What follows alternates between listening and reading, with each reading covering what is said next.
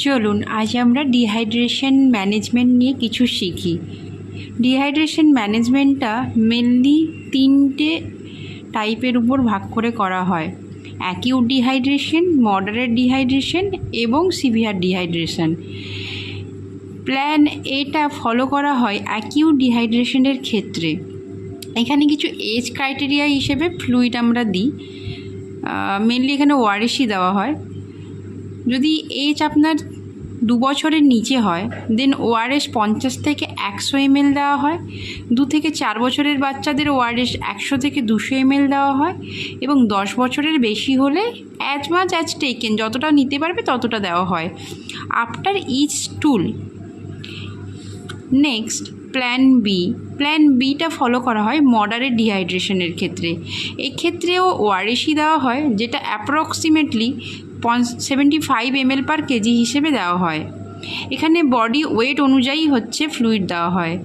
যদি 10 কেজির নিচে হয় তাহলে 100 ml পার কেজি দেওয়া হয়। 10 থেকে 20 কেজি হলে 50 ml পার কেজি দেওয়া হয়।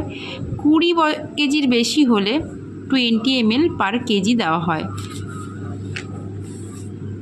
এটা মেনলি 4 আওয়ার্সের জন্য দেওয়া হয়।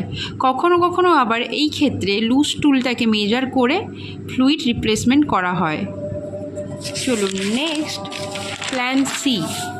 প্ল্যান সি ক্ষেত্রে আমরা জেনে থাকি এটা ম্যানেজমেন্টটা সিভিয়ার ডিহাইড্রেশনে দেওয়া হয়। এখানে আইভি ফ্লুইড দেওয়া হয়, মেনলি রিঙ্গার ল্যাকটেট অথবা 5% ডেক্সট্রোজ দেওয়া হয়, যেটা 100 ml পার কেজি অনুযায়ী দেওয়া হয়। এখানে যদি 1 বছরের নিচের বেবিরা হয় তাহলে 30% উইদিন 1 আওয়ার 30 ml পার কেজি হিসেবে দেওয়া হয়।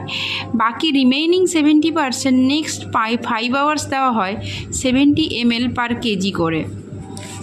এবং 1 ইয়ার্সের বেশি বেবিদেরকে 30% ফ্লুইড দেওয়া হয় উইদিন হাফ অ্যান আওয়ারে, 70% দেওয়া হয় 2.5 আওয়ারের মধ্যে।